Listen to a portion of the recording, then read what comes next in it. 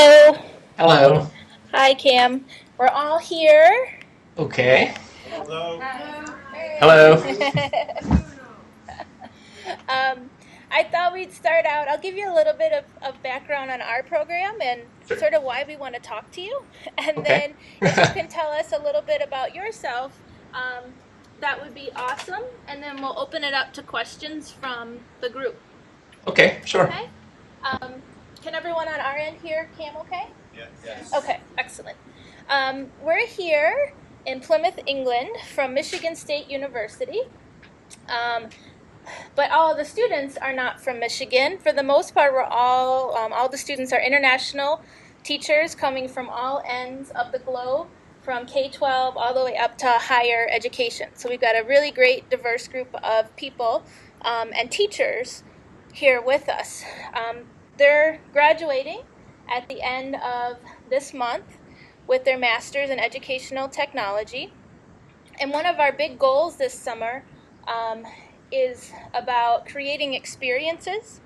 And there's a wide definition of experience, but one product that they create is called an iVideo, and it takes an educational idea and puts that into video form, and also, in addition with that, an image to go along with that big idea. So they're representing ideas in different formats. So your conversation with Punya and your periodic table of typefaces goes really well with some of the things that we're doing in terms of representation and design. So that's sort of our background interest in talking with you.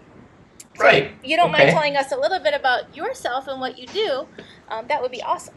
Sure. Actually, I'm Cam Wilde is how you pronounce the last name. My wife and I are in Italy because of her job. She works with the DoD at a military base here. It's a small little base on the coast. It's right in the heart of Tuscany. It's been great. But she works for Child and Youth Services, and so she does a lot of program managing for the youth, for all the dependent children of all the soldiers, and there's an Air Force here too. But we're here because of her job. She spent a few years following me around, so now it's my turn to follow her around. And so I'm working actually at the school as basically the contracting the local maintenance and things like that, and also deal a lot with acquiring and ordering equipment that they need just for any of the programs that they have going on. But we're not going to be here in Italy much longer. We're actually just starting the process to move. We're moving to New Mexico in August, so we're going to miss it. But we had a new addition to the family last year, so now decisions have to be made considering everyone now, and not just us running around the globe. But yeah, in addition, the whole design thing, a buddy of mine and I have a web design service that's kind of in hiatus right now because he used to be living in the United States, and coincidentally he just moved to England, to the Molesworth area. And so with him just moving and us moving, we're just kind of putting it on hold for right now.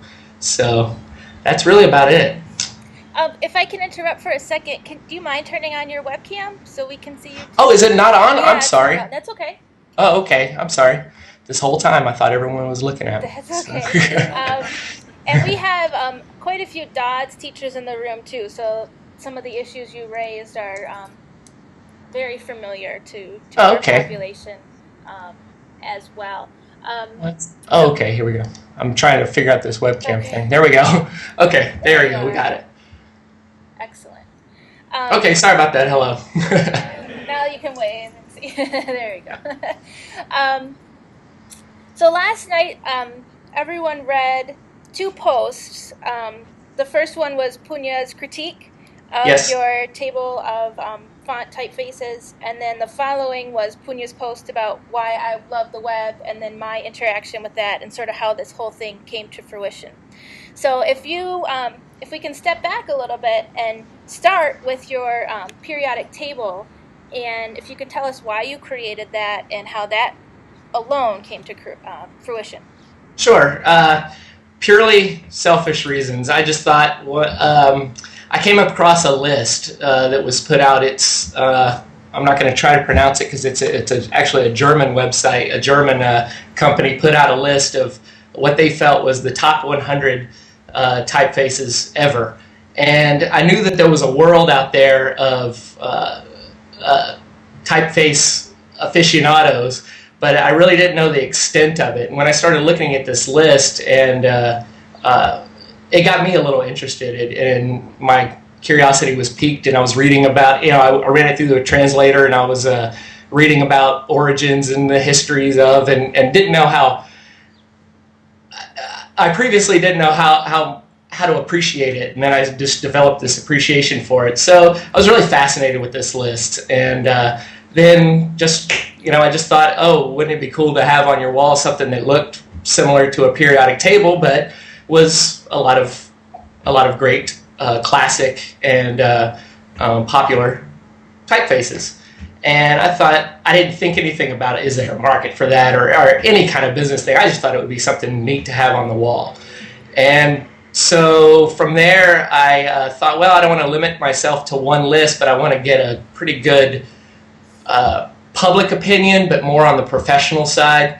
So I started scouring around the web for different lists of different opinions, and I was pretty critical to which ones I chose. I wanted to go with the more on the professional designer side, and because there's just this limit where people's appreciation for typefaces go. It's a pretty geeky thing, but it's everywhere. And so, as far as typefaces, they're everywhere. And so I found all these lists, and then I thought, well, it would be pretty neat to come up with my own list based on all these. So I opened up Excel and had a really good time over several months, and that's good time sarcastically, of sorting and rearranging and determining the rank and of all these, where they stood on all these lists, just to make statistically one new list. And then I thought, well, it would be, this whole periodic table idea, I need to present it in some shape, way, or form, that looks good on the wall for myself again.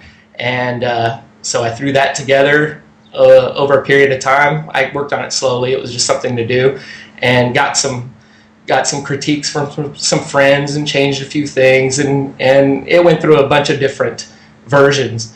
And then finally I was pretty happy with how it was, but I thought it needed a little bit more outside critique, so I posted it on the Behance network, a really great forum for graphic designers and things like that I'm a member of. And what's the network again?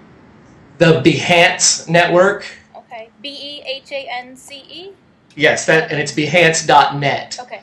And really, really great stuff on there. And so I posted it on there, and you can check the box, that says, are you looking for critiques? And I checked yes, and then so I threw it on there. And just as a kind of a courtesy, I emailed one of the guys whose list I used as an influence to gather all this data.